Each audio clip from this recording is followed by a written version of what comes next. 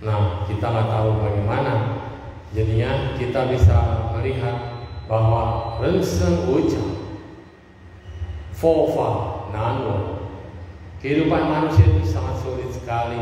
Mendengarkan ajaran kebenaran juga sangat sulit. Sehingga ketika kita sudah mampu mendengarkan ajaran kebenaran, mampu menjalani hidup dengan sebaik-baiknya, maka disinilah kita butuh pengertian untuk menjadi bijaksana. Apa itu bijaksana? Kalau bahasa biasa Mandarin namanya Zhihui. Kalau bahasa Buddhis namanya Pore. Tulisannya Panro. Pore adalah prasnya atau panya, kebijaksanaan para Buddha dan orang suci. Bahwa kebijaksanaan ini bukan kebijaksanaan biasa. Kebijaksanaan ini yang menuntun kita bisa menghadapi permasalahan hidup ini. Apa sih yang kita capai dalam hidup ini? Apa yang akan kita jalani sebagai manusia? Apakah cuma lahir, kemudian besar, belajar, setelah belajar kerja, terus nikah, udah nikah punya anak nunggu gede, punya cucu, udah punya cucu, bye bye. Cuma gitu doang. Dari kecil kita nggak tahu apa-apa, kita nggak ada tujuan hidup. Oke, nggak ada masalah. Anak kecil enjoy aja, bermain dengan ceria, tertawa dengan tanpa beban. Itu anak kecil. Begitu beranjak remaja, dia sudah mulai puber, sudah mulai melirik kanan, melirik kiri, melihat siapa calon saya.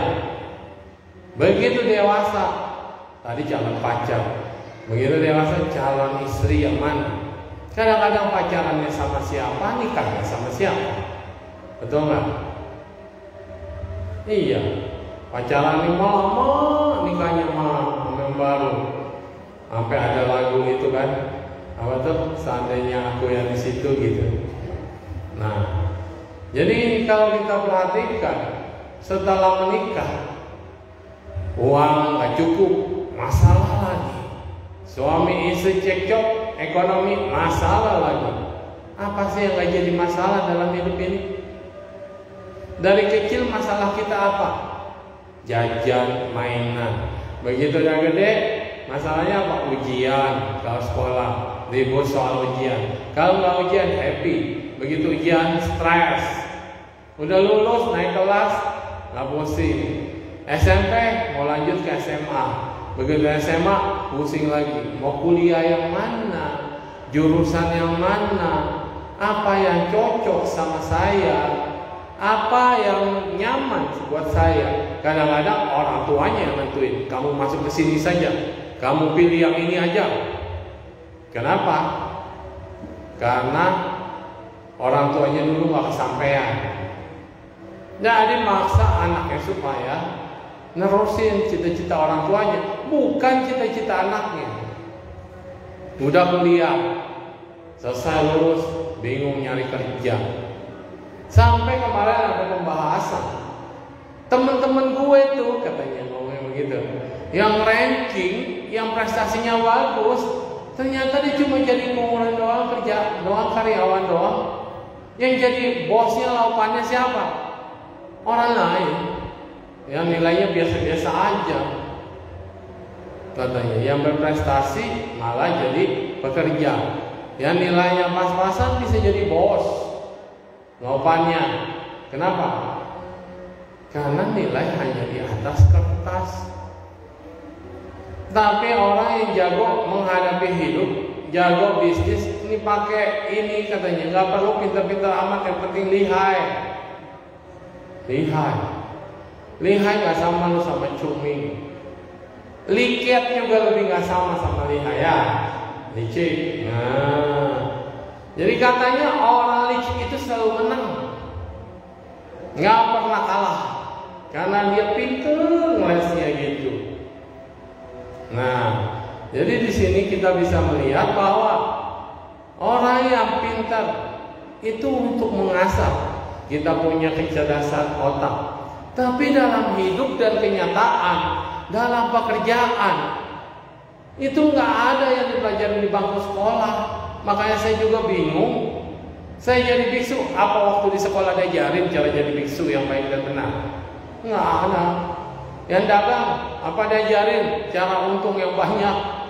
Gimana cara milih baju, milih batik kalau jualan baju? Gimana kalau jualan ikan yang lagi rame nih, jualan cupang katanya? Milih cupang yang bagus bagaimana? Belajar nggak di bangku sekolahan? Nggak ada. Itu pakai insting, pakai feeling, pakai hobi, pakai sesuatu yang memang tidak diajarkan di sekolahan. Jadi buat apa sekolah? Tukang ketawa katanya. Buat apa sekolah? Saya juga bingung buat apa sekolah. Capek-capek sekolah. Mendingan kayak sekolah terapan STM gitu. Dia senang teknik, senang mesin. Lulus STM bisa bongkar motor, bongkar mobil. Langsung kepake. Kita jalur SMA, lulus ambil teknik. Terus udah gitu udah selesai teknik mesin. Motor mogok kagak bisa bongkar. Tahu teorinya, udah tahu bongkarnya. Tahunya masalahnya di mana? Sekolah hanya untuk kita buang-buang waktu nggak? Ntar gua dipecat sama itu. Bukan buang-buang waktu. Sekolah itu adalah membiasakan kita berpikir secara empiris, ilmu pasti, ilmu hafalan. Kalau dari kecil kita nggak dibiasain hafal, entah udah gede kita nggak mau hafal, percayalah. Kalau dari kecil kita nggak biasa hitung-hitungan, udah gede nggak mau hitung-hitungan. Dari kecil nggak biasa berbicara, ngomong, dialog, udah gede nggak bisa ngobrol di depan umum. Tapi itu hanya buat gelar doang. Apa fungsinya ijazah? Nilai gaji suruh. Itu doang, jujur, bener nggak? Ada ijazah gaji segini, nggak ada ijazah gaji segitu. Jadi penting nggak sekolah? Penting su. Untuk apa? Gajian su. Iya, ini kenyataan hidup. Demikian juga yang terpakai di ilmu sosial kemasyarakatan. Kita menjadi orang tua, emang ada yang ngajarin? Apakah mama dulu ngajarin kita nanti kalau punya anak harus gini? Diajarin nggak? Nggak ada. Sama mau menikah, apa sebelum menikah diajarin dulu cara menikah yang baik dan benar? Enggak, bisa sendirian. Saya sih nggak tahu. Iya. Terus begitu kita jadi ketua RT atau ketua lurah atau diangkat jadi yang lebih besar, pemimpin, apa diajarin di sekolahan gimana cara memimpin? Inilah yang kita pakai ilmu sosial kemasyarakatan. Mau menjadi pemimpin dari kecil udah kelihatan bakatnya untuk memimpin. Ada pemimpin yang bijaksana, dia disenangi sama orang banyak tanpa perlu jaim-jaim, dia sudah disenangi. Ada pemimpin yang tidak disukai. Ada pemimpin yang sudah benar masih nggak disukai. Jadi kita nggak bisa menuntut orang lain untuk mengangkat kita. Yang bisa kita lakukan adalah kita membuat benteng bagi diri kita sendiri. Benteng apa? Tingkah laku moral. Kita baik, kita jadi orang yang benar, kita tahu tata susila, ramah tamah, tata sopan santun, bagaimana dengan keluarga, bagaimana dengan lingkungan masyarakat. Ini kita punya benteng. Ada pertahanan ketika kita diserang. Kita juga punya kekuatan di dalam yang namanya kesabaran. Sabar menghadapi permasalahan hidup. Wong dari kecil aja masalah terus. Apa ada orang yang hidupnya tanpa masalah? Nggak punya uang, pengen punya uang. Udah pengen punya, udah dapat uang banyak, bingung ngabisinnya.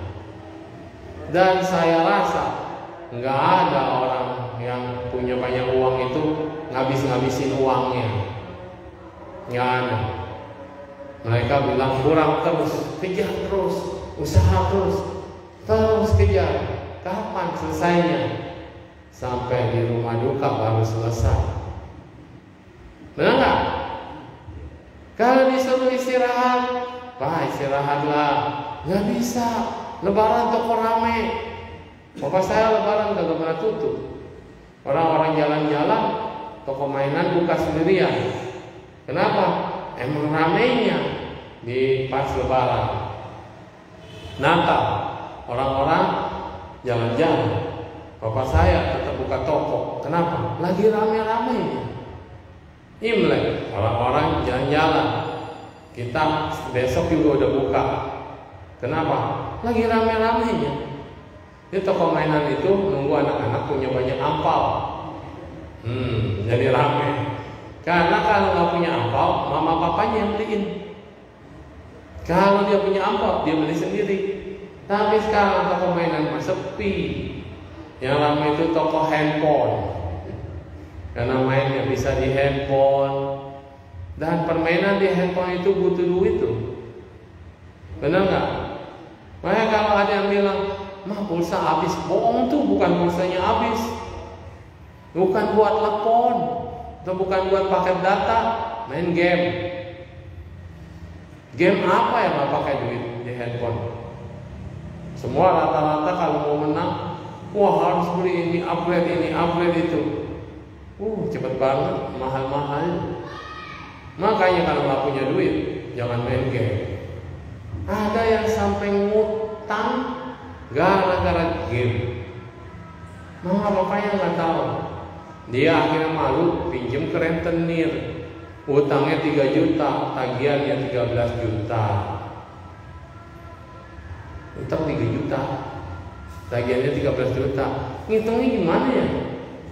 Katanya bunga berbunga. Bunganya siapa? Bunganya suka-suka gue kan? Iya. Ada yang begitu. Judi bola. Wah, setiap kali Piala Dunia banyak banget udah judi. Menang gak seberapa. Kalau menang diminta traktir teman-temannya. Tahu dia menang. Kalau kalah, nggak ada tuh yang mau patungan bantuin dia kalau kalah. Itu namanya judi. Jadi di mana-mana namanya judi selalu kalah. Menang, tapi duitnya habis. Kenapa? Traktir teman, bayar utang. Ya udah tahu judi pasti kalah. Jadi bandar aja Iya kaya katanya jadi bandar. Ya kaya sekali digerebek, pengeluarannya lebih gede. Wah, minum-minuman. Ada yang ngajarin orang kalau stres minum, mabok? Ada? Nggak ada. Tapi di film-film begitu Siapa yang ngajarin? Di film katanya. Teman-teman begitu Udah jelas mabuk. Pelanggaran sila kelima, gara-gara mabok-mabokan aja semua dilanggar. Orang mabok pasti bohong nggak? Hah? Enggak tahu. Kata teman saya suka mabok. Pemabok itu nggak pernah bohong, karena kalau nanya apa aja pasti dijawab. Nanya rahasia langsung dijawab. Begitu dia sadar, emang gua ngomong. Jadi katanya kalau mau nanya rahasia bikin orang mabok dulu.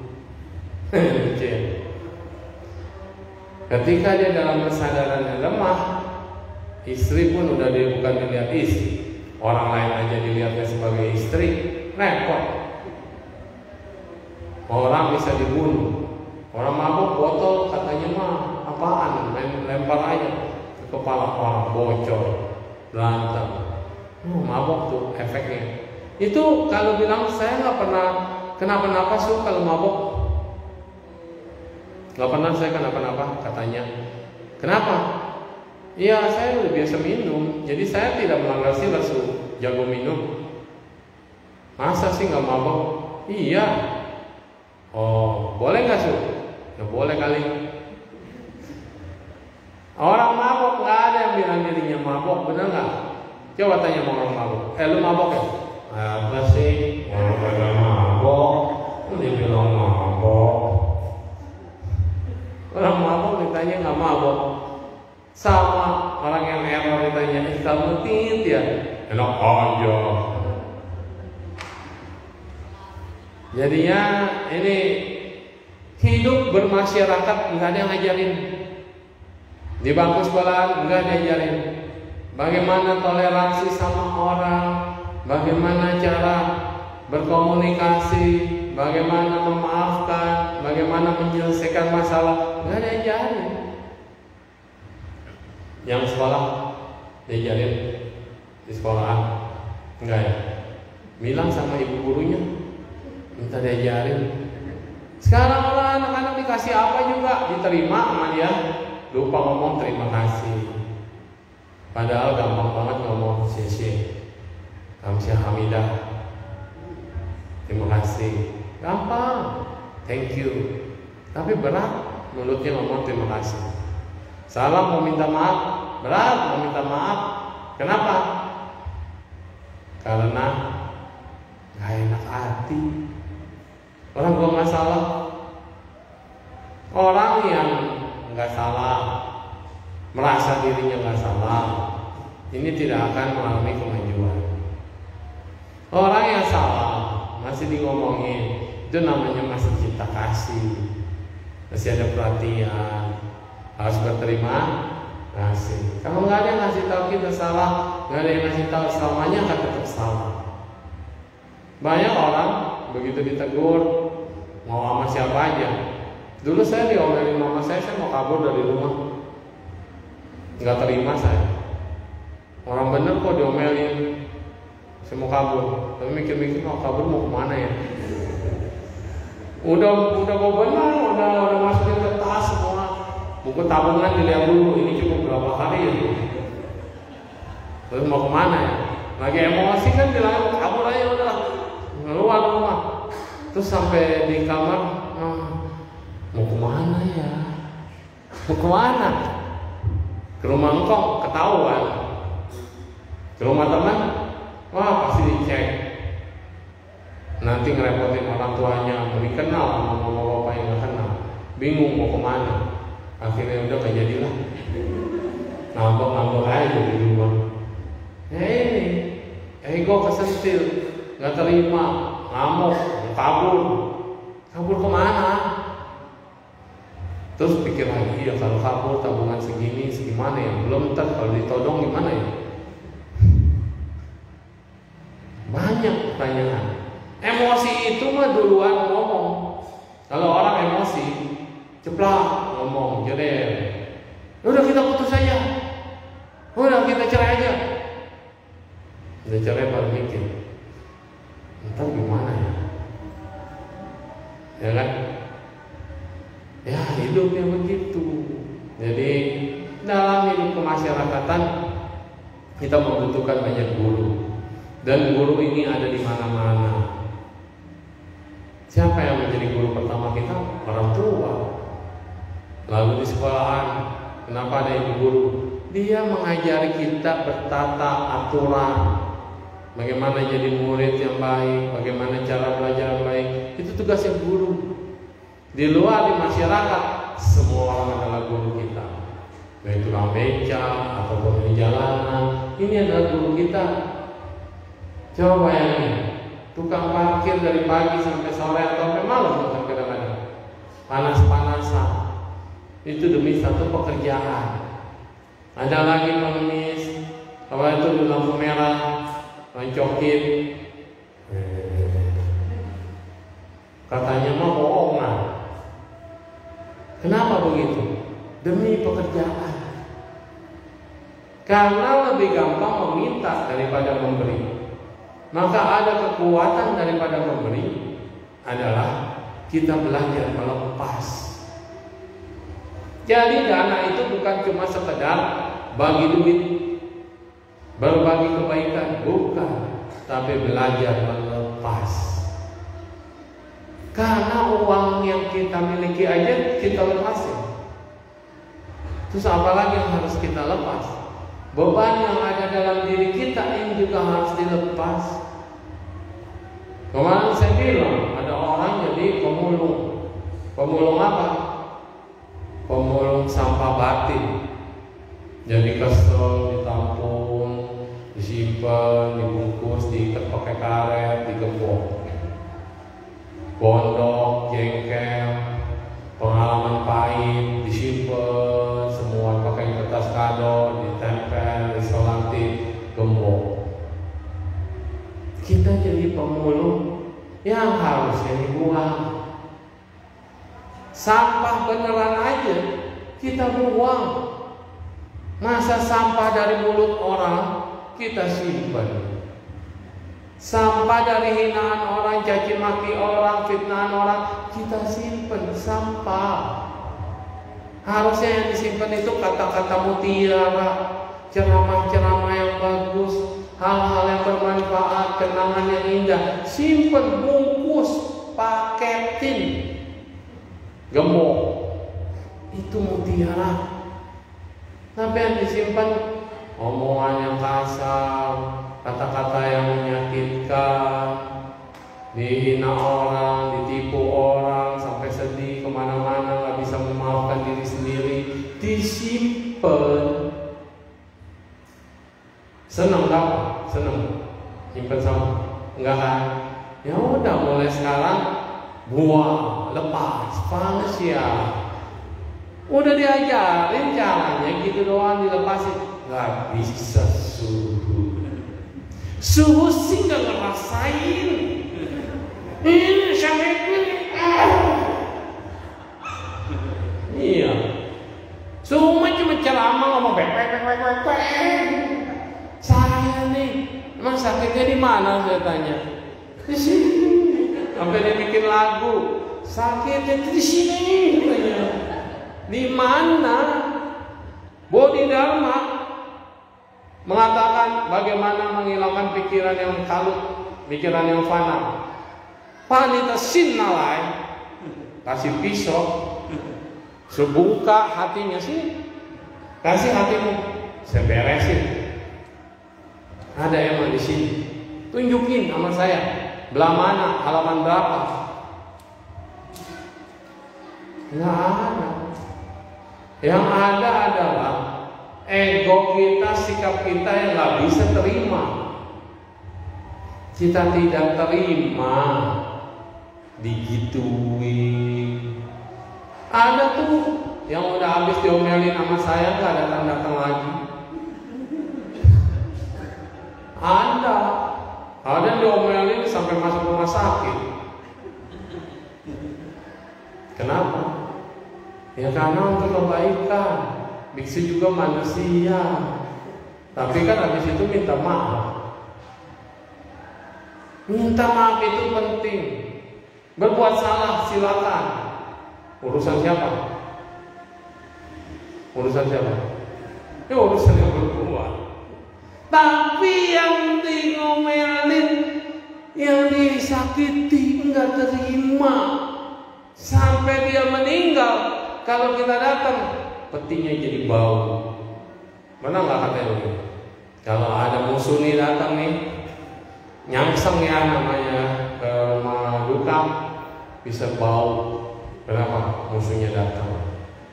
Jadi udah mati jadi bangkai aja masih bisa keksin.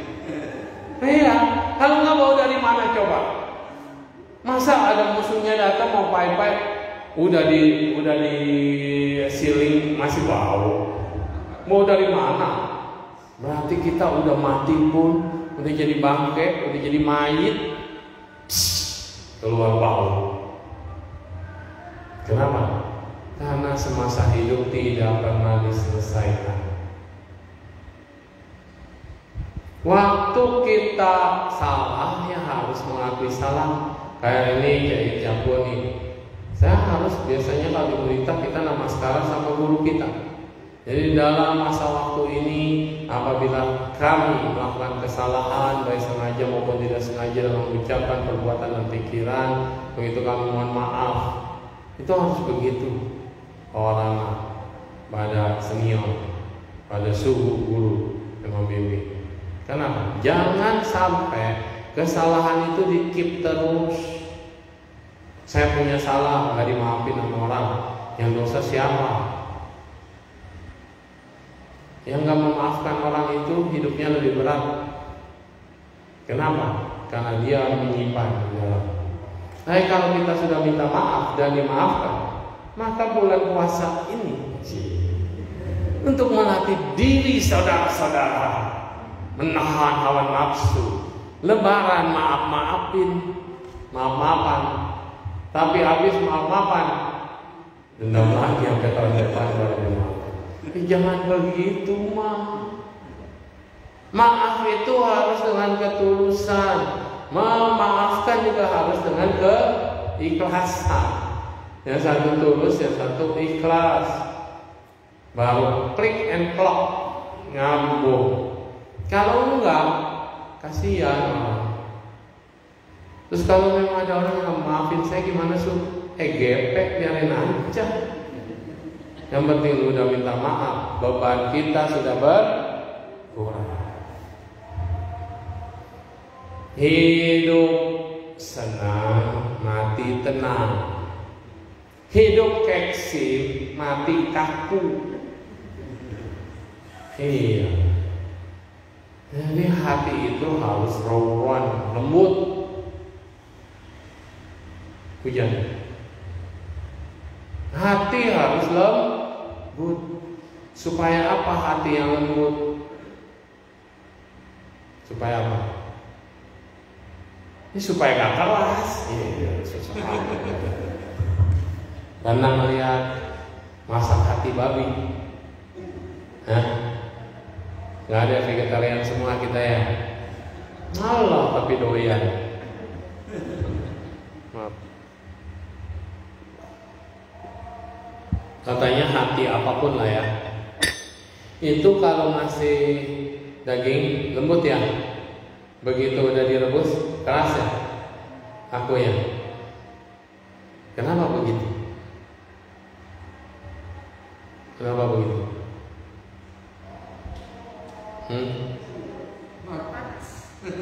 Coba panas. Kok wortel direbus jadi lembek?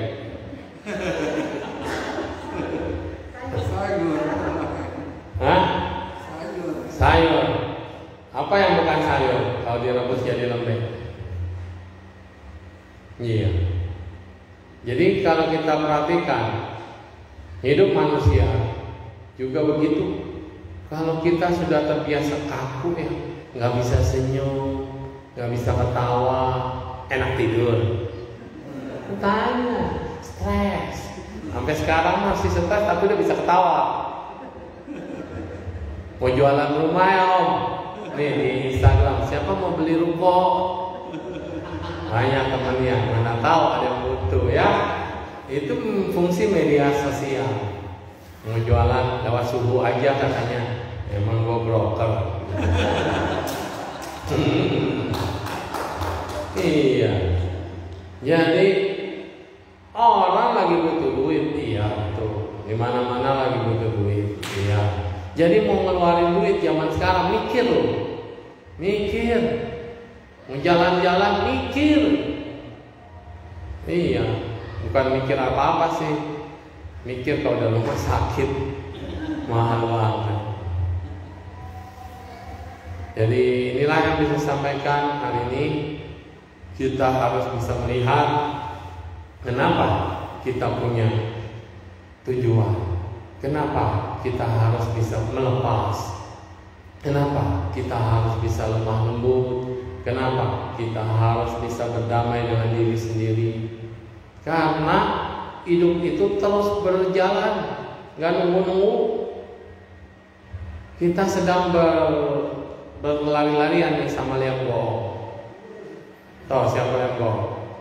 Itu kalau saya lihat ya dari peta dunia, seandainya kita kerja di divisi bagian Dewa Yama sono, liang bohong punya divisi yang jemputin orang mati. Pusing loh sekarang. Banyak banget yang udah jatuh tempo. Iya, banyak banget yang harus dijemput. Salah ambil repot. Jadi mereka juga butuh GPS. Iya, butuh GPS. Nah, jadinya udah pada was-was. Kenapa was-was? Karena kapan aja bisa diketuk, kapan aja bilang I'm coming. Saya aja kalau malam kan suka nggak enak ya, ada reak ya, batuk gitu ya. Waduh, COVID bukan nih. Was-was. Terus ngap gitu kadang-kadang kan. Ini lagi ngurusin badan, jadi malam nggak makan, tapi lapar. Iya. Siang makan dikit, pagi juga makan dikit, cuma mie Korea aja yang porsi gede. Jadi kita bisa lihat kenapa was-was orang sekarang. Belum lagi bencana. Coba bayangin kita berduka ya. Nah, KRI 402 ya. Wah, dia pasang nomor ya. Itu kapal selam. Kapal selam itu udah paling aman. Bener nggak? Enak lagi. Itu mau pempek. Kapal selam itu di bawah dasar laut. Di udara kapal terbang bisa jatuh, bisa hilang. Kereta api bisa tabrakan keluar rel. Terus mobil apalagi jangan ditanya. Kapal laut banyak yang karam. Kemarin udah ke dermaga itu tiba-tiba oleng terbalik juga. Ini kapal selam juga masih bisa. Di udara, di darat, di laut, di dasar laut juga tetap kalau namanya bencana terjadi, kematian menjemput, nggak ada yang bisa menahan. Karma bersama itu muncul. Di saat itulah kita sudah dijemput. Ni hao ma, di absen dulu. Ada. Oke, sama-sama sama kapal yang langsung naik ke Sifang. Nggak usah dibakar-bakarin lagi kapal-kapalan dan rumahan. Udah langsung naik ke surga. Iya kali ke surga. Dulu ada film Titanic ya. Ya berarti kan ada film Titanic. Waktu kejadian itu banyak yang mencoba buru-buru menyelamatkan diri. Terus ada yang bilang waktunya sudah tiba, saya berpasrah, berdoa. Yang mati siapa? Yang berdoa. Kalau udah pada kabur naik sekoci, yang berdoa. Terus udah sampai di Liamboong ditanya, kenapa kamu aneh kabur? Nah saya pikir saya diselamatin. Aku sudah datang lewat juru penyelamat, yaitu bawa sekoci, tapi kamu tidak mau keluar. Ya namanya udah waktunya ya, nggak ada yang tahu apa yang mau disesali kalau udah jatuh tempo. Untungnya umat Buddha punya keyakinan kematian cuma satu titik. Setelah kematian adalah kelahiran kembali. Itu dia menang. Coba kalau umat Buddha juga sama dengan yang lain, begitu mati kita masuk ke alam penantian sampai kiamat baru dibangkitkan. Kapan kiamat? Lama. Masih lama. Udah nunggu sekian lama masuk neraka lagi. Aduh mah. Untung Buddhis itu Buddha katakan kematian cuma satu titik. Saat kematian terjadi, saat itu juga terjadi kehidupan. Anda akan dibangkitkan. Hidup kembali. Jadi apa? Ya jadi manusia. Kalau karmanya mendukung jadi manusia lagi. Masuk surga jadi dewa, jadi dewi, jadi malaikat. Emang bisa langsung? Of course, nggak pakai delay. Orang baik mah langsung. Bahkan sebelum kematian tiba, dia udah tidurnya udah kayak mimpi tuh. Mimpi diajak jalan-jalan, udah survei dulu. Baru dia udah pergi sampai sana, badannya baru kekok. Badannya meninggal. Itu dia. Terus kalau kita tidur ngimpi, tadi ya ada yang nanya, tidur ngimpi diajak sama orang tua kita yang udah meninggal gimana? Balik lagi enggak? Iya, yang penting saya bangun. Kalau nggak bangun repot. Diajak kita udah. Tapi enak yang begitu. Meninggal dalam keadaan tidur nggak bangun-bangun. Lagi meditasi meninggal. Enak. Cuma yang ditinggalkan kaget, shock. Jangan lagi mandi jatuh kemudian kena kepala, kebentur meninggal, itu sedih. Kita jadi setan karena mandi. Jadi lihat-lihat ya kalau ke hotel atau kemana ya, periksa dulu itu, baca tapeco dulu. Kita lagi nongkrong gini ada ngintipin. Gua dulu mati di sini.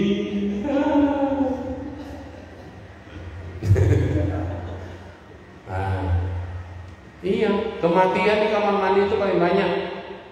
Angka kasus sekarang paling licin. Saya tadi hampir kepleset, untung jago kungfu. Jadi hati-hati ya di kamar mandi. Nah, di mana-mana juga ada banyak makhluk. Kenapa mereka jadi makhluk peta?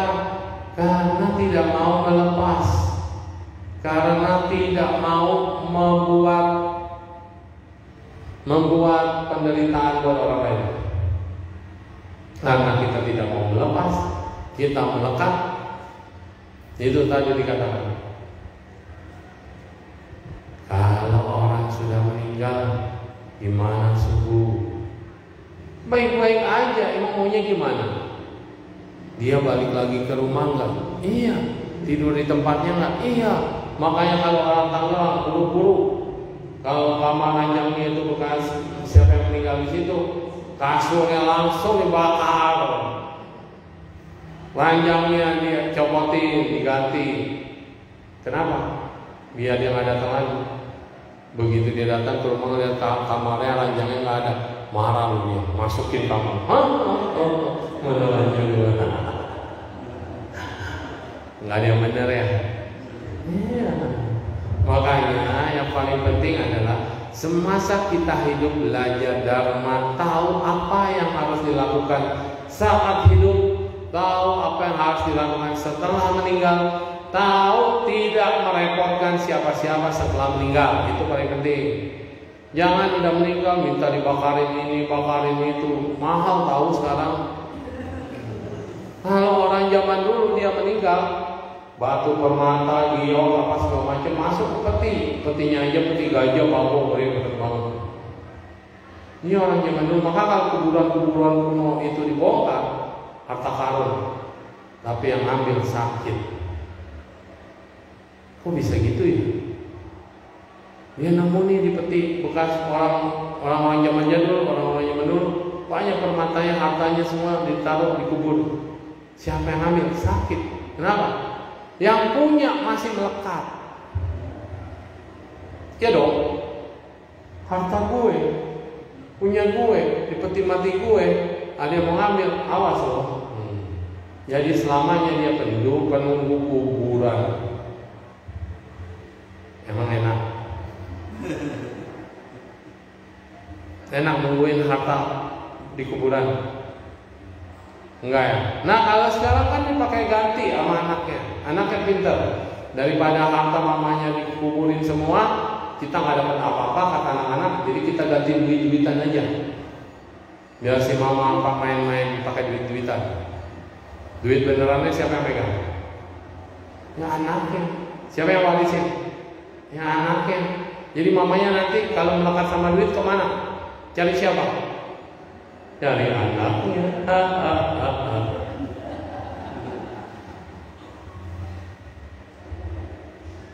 Ini kenyataan. Maka jangan pernah melekati harta dunia. Harta dunia hanya akan menjadi kekacauan bagi siapapun. Nggak pernah ada puasnya. Yang penting selalu cukup dan lebih. Jangan lebih banyak-banyak. Kalau lebih banyak itu mau bonus. Anda diberikan kesempatan untuk berdana lebih besar lagi. Itu dia prinsipnya. Kalau Anda pikir punyaku, milikku, waduh, sampai hari libur juga tetap kerja. Ujungnya duit juga nggak dibawa mati. Yang dibawa mati itulah tabungan kebaikan. Ditanya nanti semasa hidup apa yang sudah kamu lakukan? Waduh, mikir. Pernah beribadah? Enggak. Kau wiara? Boro-boro. Gereja? Natalan doang. Umat muslim sehari sholat 5 waktu, hari Jumat ke masjid, sebelum lebaran puasa, umat Buddha seminggu sekali, itu pun dipaksa. Imlek doang rajin, sembahyangnya paling lama, sampai sembahyang Kaisen.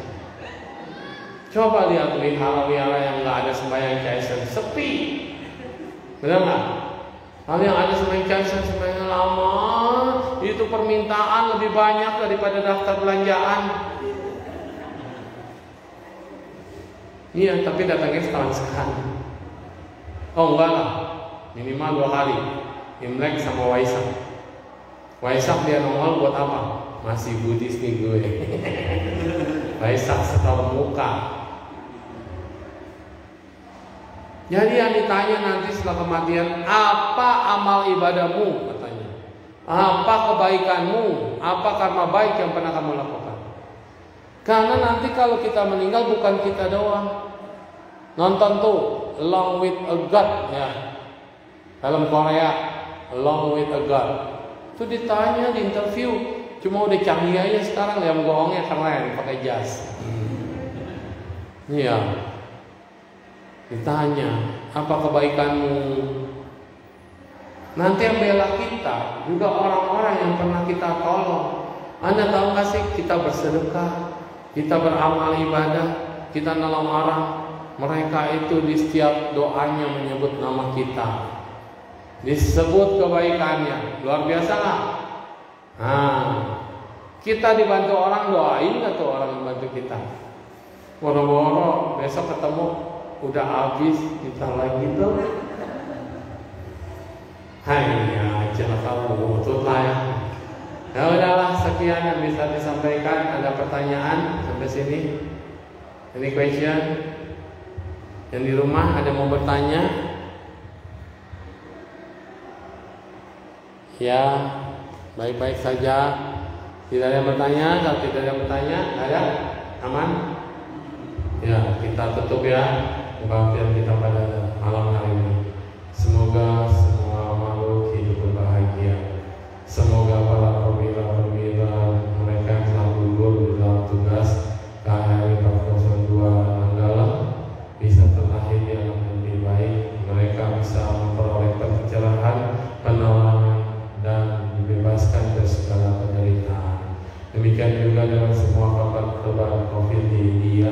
Semoga bisa cepat diatasi di Jepang dan di semua negara, termasuk di negara kita sendiri Indonesia. Semoga kita dibebaskan dari mara bahaya, bencana, ketakutan, kecemasan. Semoga bangsa kita selalu akur, damai, sentosa, sejahtera, dan selalu memperoleh jalan kebahagiaan.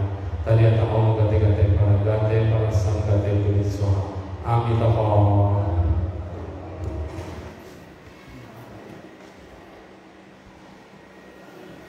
Selamat malam.